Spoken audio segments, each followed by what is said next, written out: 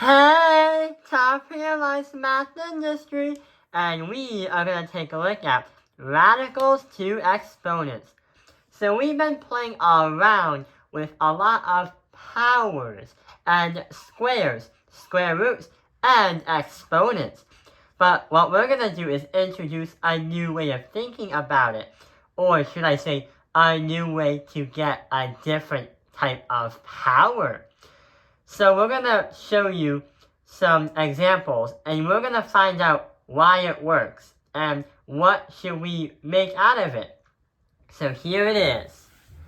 We have a radical, an exponent, and an answer. We have to analyze what is the pattern and what's going on. So what do you find? What pattern? Or what do you think is the pattern? Well, notice how we have radicals of 49, 136. They're perfect squares. And when you do the square root of those things, you get the answer, which is over here. 7, 10, and 6. How are we going to understand the exponents? Well, the exponents is when you have the fraction of 1 over half, 49 is the square root.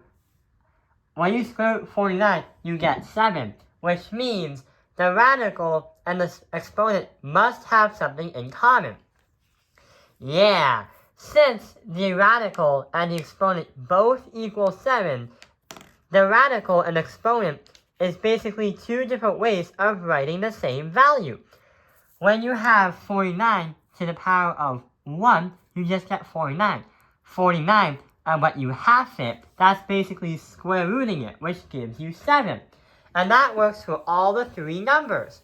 So here is what we found out. The radical and the exponent of 1 over 2 is basically saying the exact same thing, or the exact same value. Let's try to understand how we can do that. So notice right here, we have a radical 25 here, and an 81 over 1 over 2. Let's change the radical 25 into an exponent. So here's what we are going to do. We add the 2 so it can help us reference what to do later. There is 25, but an imaginary number 1 right over here. That's why we're going to say 25 is down here, but we put the exponent right up here as a 1, and the 2 as the bottom. So it's 25 and 1/2 as the exponent. That is basically another way of writing about it. What about this one? How are we going to reverse the effect? Well, we do need a square root. We need the 81 there, but what are we going to do? Well, we're going to put 1 right here, and we're going to put 2 right over here. When you have the denominator, you represent the square root. When you have the numerator or the top number, you represent the exponent. Let's take a look at the next puzzle. So, right over here is the next puzzle. We have a radical, which is very, very strange. An exponent, has different fractions as exponents. And a normal answer, like 932, 4. What are we going to do, and how are we going to think this out? Well, if you take a look at the exponent and the answer by itself, you have 27 and 2 over 3, and the answer is 9. 16, 5 over 4 is 32. What's going on? If we try to do the radical, remember from the last part of the problem, or earlier in the video, where we said the square root symbol represents the bottom number, and the numerator represents the exponent right here. Well, that's what's going to happen right over here. That is the pattern. So, you have 27. If you cube root that, or root that by 3, you are going to get 9. But, no, if you root that by 3, you're going to get 3. You're going to have that square as a 2, you get 9. Let's try this one. 8, the root of 3, is going to be 2 to the 2 2 to the second power is going to be 4. But let's try to actually visualize it right over here, because what I'm saying might be a little bit confusing. So, we're going to try to put this in exponent form and then get to our final answer. We are going to put this as 81 as the main number. You're going to have a fraction. 4 is going to go on the bottom, and 3 is going to go on the top. Now let's try to solve it all out. The fourth root of 81 is going to be just 3. So once you got the 4 down, you still have to put that 3 right over here. So 3 to the power of 3 is going to be 27. That's our final answer. Let's take a look at this one right over here. We have 125, 2, and 3. Transform to get the root of 125, but the cube root of 125, and place that number 2 as an exponent. Now, let's try to understand how we can solve it out. The cube root of 125 is just going to be 5. 5 squared is going to be 5 times 5, 25. Our final answer. High five. So, how do we explain this? Because if we've been learning about powers and all the different rules for them, what kind of rule can we do? Well, here is how we explain it with the letters A, M, and N.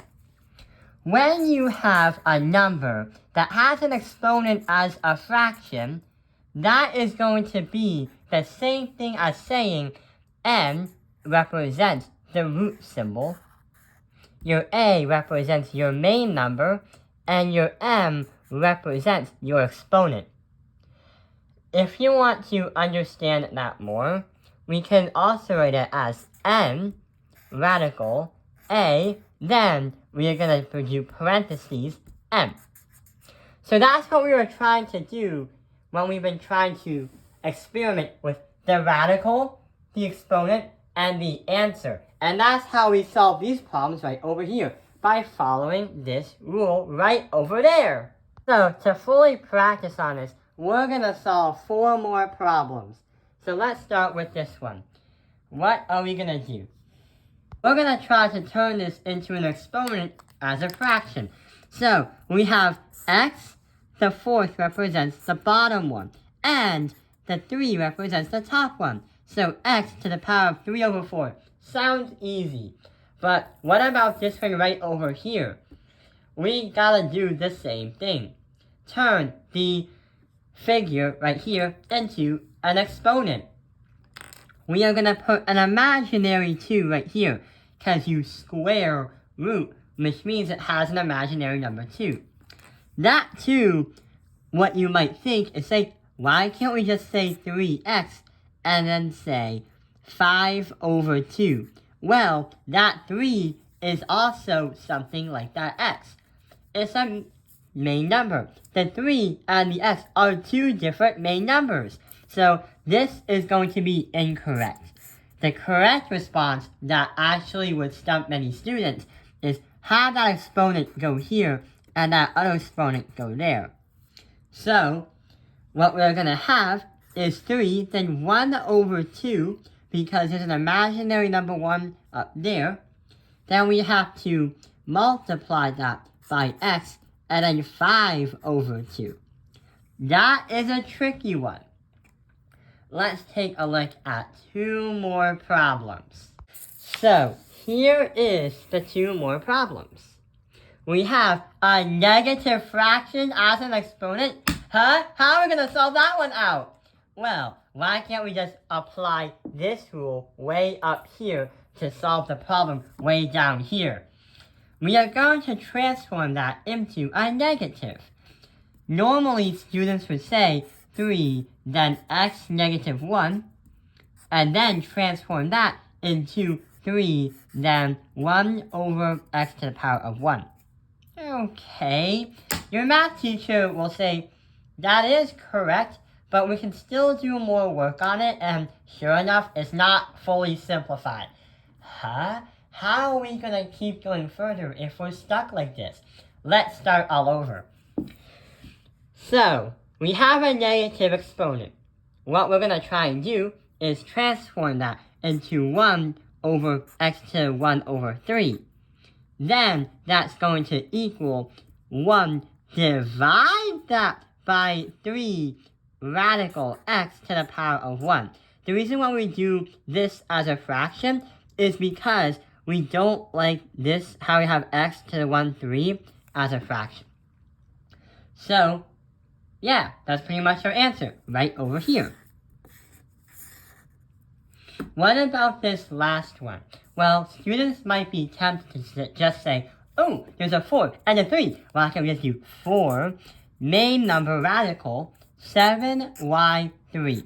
Well, just like that other problem where we said that there was 2 main numbers, this one also has 2 main numbers, the 7 and the y.